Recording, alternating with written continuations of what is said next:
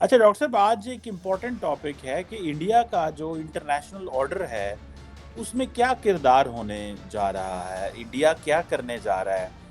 एक तरफ इंडिया जो है वो डी-डॉलराइज़ेशन पे भी खुश है, एक तरफ वो G7 का भी हिस्सा है, एक तरफ वो ईरान के साथ भी जो है रुपए में ट्रेड करना चाहता है, रशिया से भी वो चीज़ें ऑयल ले रहा है।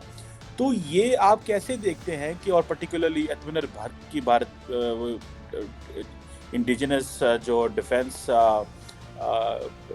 डेवलपमेंट है उसकी भी बात कर रहा है।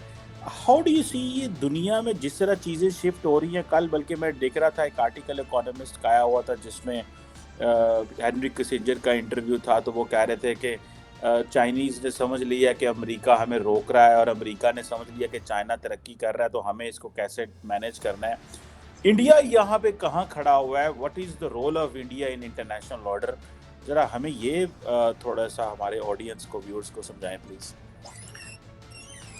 देखिए, it's a very interesting puzzle कि where is India in the global pecking order, अगर आप पूछें। ठीक है, अगर रैंकिंग देखें, वर्ल्ड रैंकिंग में इंडिया कहाँ है। सो पहला तो इंटरेस्टिंग बात मैं आपको बताता हूँ, अगर आप ग्लोबल इकोनॉमी को ले लें तो it is about 104-105 trillion dollar है ग्लोबल इकोनॉमी, जिसका 40% सिर्फ यूएस और चाइना है, 23 और 17। Are you with me? मुझे लग रहा है ब्लर हो रहा है आपका इमेज। मैं देख रहा हूँ, नहीं मैं देख रहा हूँ, सुन रहा हूँ आपको। जी हाँ, तो 40% of the global economy is just US and China, the top two powers. 23 के करीब यूएस है ट्रिलियन डॉलर्स, 17 के करीब या 17 से ज़्यादा 18 के करीब चाइना है, ये दोनों मिलकर 40 है। India is still below 4 trillion dollars, तो India is less than 4% of the global economy. तो it's not like even though it is the 5th biggest economy, it's not a major economic power जिस तरह US और China है, क्योंकि इन दोनों को मिला लें तो 40% हो जाती है ग्लोबल। लेकिन India is rising rising rising, इसमें कोई शक की बात नहीं है। पहले इंडिया के बारे में डेवलपिंग नेशन कहते थे, पहले अंडर डेवलप था, जब पैदा हुआ तो 76 ईयर्स पहले कहते थे it's an under develop country, फिर डेवलपिंग कंट्री बना, फिर जब ब्रिक्स का जिक्र आया तो it became an emerging market. अब इंडिया के बारे में जब बात करते हैं, people right rising power, global power, इस तरह से। कल जो है सो जापान में G7 की मीटिंग हो रही है, और ये G7 की मीटिंग इंटरेस्टिंग ये है, इंडिया अंदर है, चाइना बाहर है। China is not invited, Russia is also not invited.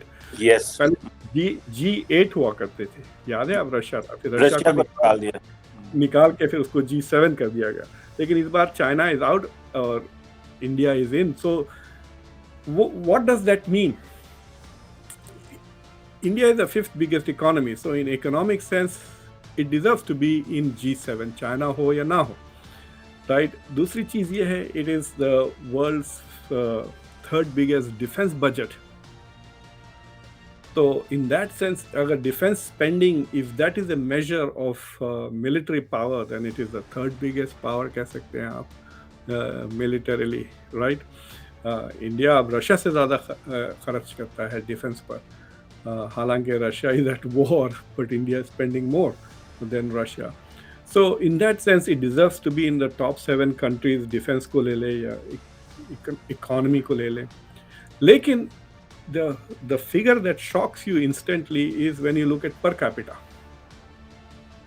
America का पर कैपिटा 70,000 के करीब है, इंडिया का 2,000 कुछ है।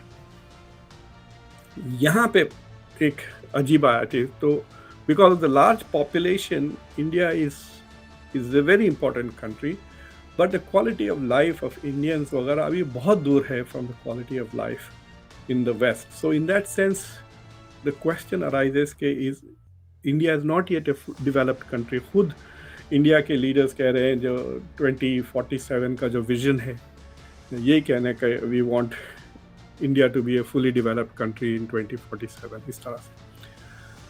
बट द थिंग इज के if you look at the global order, अगर अमेरिका और कमज़ोर हो जाता है relatively, then it will become what India wants the world to be, यानी मल्टीपोलर वर्ल्ड बन जाएगी। ऑलरेडी आप देख सक रहे हैं कि अमेरिका इज नॉट, वो हर जगह अपनी जो मौक़िफ़ है उसको इम्पोज नहीं कर सक रहा. It is succeeding in some places, it's failing in some places. इसका मतलब ये नहीं है कि कोई दूसरा मुल्क is able to do that. कोई और ऐसा मुल्क नहीं है which first of all doesn't even have positions which need to be imposed on other countries. वो तो है नहीं, लेकिन there are nobody else can do that. So what happens is, if America is not the most powerful country, yeah, not the kind of country which can force its will on the system खुल जाता है. The moment the system becomes open, then you look at the top 8-10 powers को देख लें, India is there. India की position बन जाएगी, India की टीम भी बन सकती है. एक वक्त एक सवाल किसी रिपोर्टर ने पूछा तो इंडिया के एक्सटर्नल अफेयर्स मिनिस्टर जयशंकर ने कहा, we don't want to be in this camp or that camp, we want our own camp. और वो कैंप का इशारा क्या, मतलब वो कई बार कह चुके हैं, इज द ग्लोबल साउथ. तो ग्लोबल साउथ में 140 मुल्क आते हैं. there are more than 140 countries in the global south, and India wants to be the leader of the global south. So it is.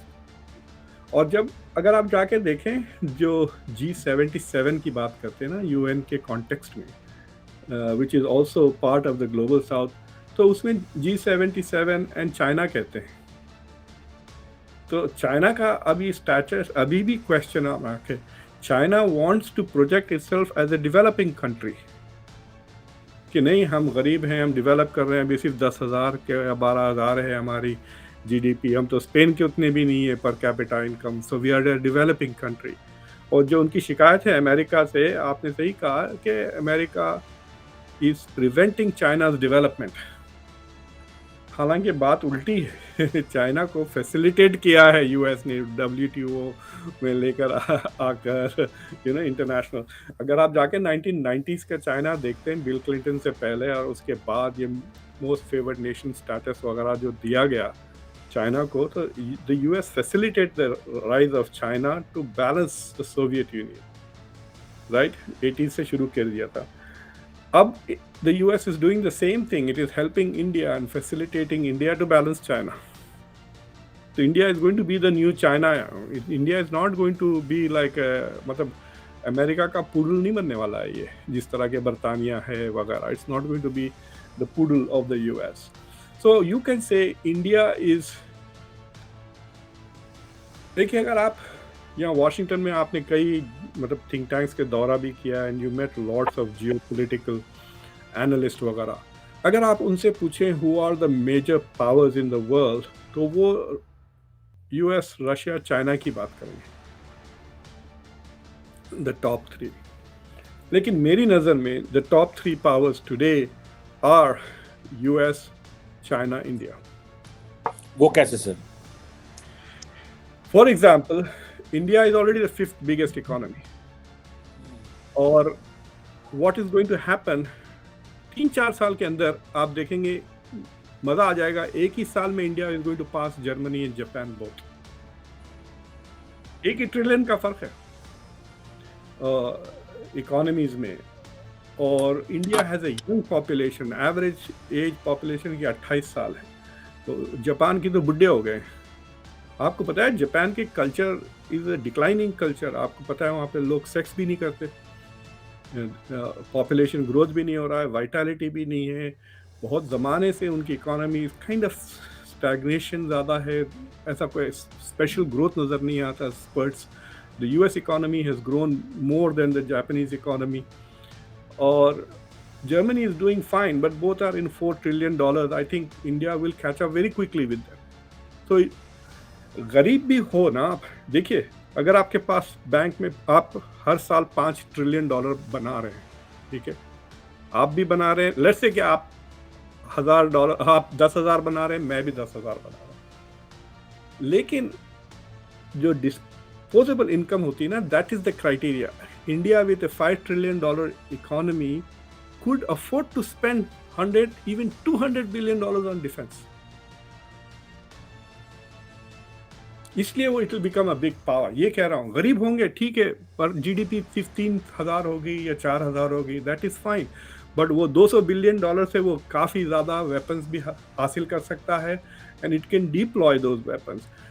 और अगर दूसरे मुल्क जो है, जो आर ऑल्सो अराउंड $4-5 ट्रिलियन, लेकिन उनकी जो इकोनॉमी है, पर कैपिटा इनकम इतनी हाई है, तो they can not afford to spend that same amount on defence. समझ रहे ना आप? जैसा कि तो मुझे that's why I think India is going to be in the top 3, and it is better to think of it. जितना influence अभी इंडिया एक्सरसाइज कर रहा है वर्ल्ड पॉलिटिक्स पे, जर्मनी और जापान नहीं कर रहे हैं। बर्तानिया और फ्रांस का भी उतना इन्फ्लुएंस नहीं है। बर्तानिया का बगैर अमेरिका के कोई इन्फ्लुएंस ही नहीं रहेगा, वो अपनी ईयू के भी बाहर हो गया है एटलीस्ट। देखिए ना, जब मैक्रॉन जब बीजिंग गए थे तो जनाब ईयू के प्रेसिडेंट को साथ लेके गए थे, साथ लेके गए थे। ठीक है, मतलब ऋषि सुनक किसको लेके जाएंगे? हाँ, because of its connection. Eklavya news India, अंतर्राष्ट्रीय खबरों का मंच।